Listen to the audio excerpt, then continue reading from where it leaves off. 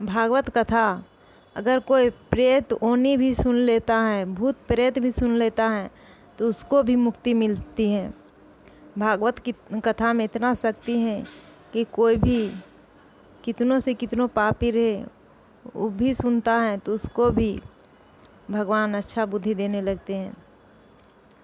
तो आज इसी के विषय में एक मैं छोटा सा कहानी बताने जा रही हूँ। तो कहानी शुरू करते हैं। नमस्ते, राधे राधे। आज मैं जो कहानी बताने जा रही हूँ एक शूद्र का है। एक शूद्र रहता था जंगल में। उसने गलत काम करके बहुत सारा धन कमा लिया था। उसका काम ही था चोरों दूसरे को लूटना, छीनना। कोई भी जंगल में जाता था उसको मारता पीटता था, बांध के रखता था और पैसा मांगता था। इसी तरह से वह आदमी बहुत सारा धन कमा लिया। तब उसने किसी लड़की से शादी कर लिया।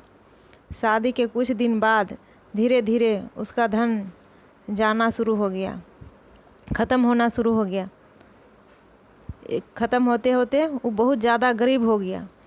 तब उसने सोचा क्या करें, चलिए चोरी करते हैं। फिर वो चोरी गलत ही काम करने लगा।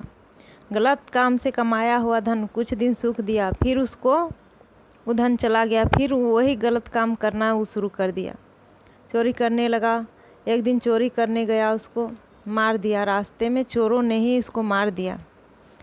वो मर गया और प्रेत की ओनी पाया उसने भूत का ओनी पाया। इधर क्या हुआ, कुछ समय बीता। उसके पत्नी से एक पुत्र जन्मा। कुछ समय के बाद जब उसका पुत्र बड़ा हुआ तब उसने अपने माता से कहा, माता जी, मेरे पिता क्या करते थे और पिता का मृत्यु कैसे हुई।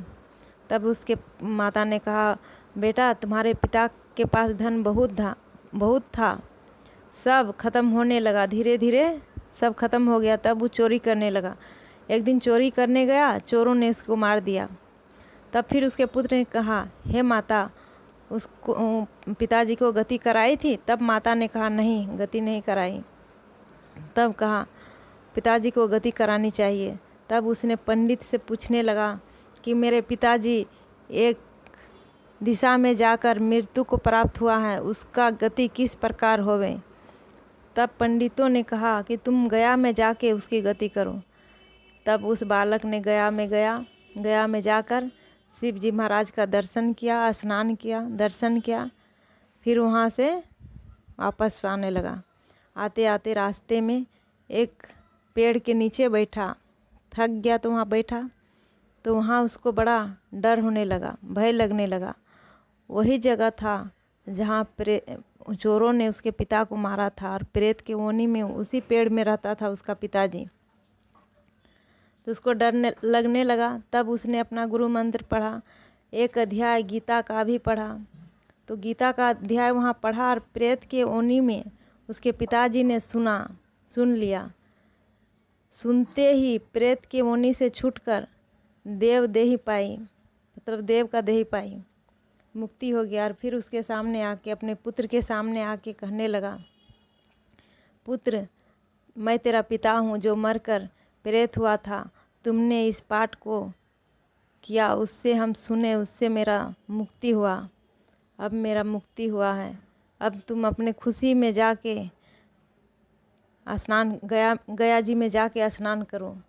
तब पुत्र ने कहा, हे पिताजी, कुछ और आज्ञा करो जो मैं आपकी सेवा करूं। तब उसके पिता ने कहा, देखो, मेरे 7 पीढ़ी पितर नरक में है, बहुत दुखी हैं, बहुत दुख कष्ट भोग रहे हैं। तो तुम उसको गीता जी का पाठ करके, भागवत गीता का पाठ करके तुम उसको इस दुख से छुटकारा दिला सकता है।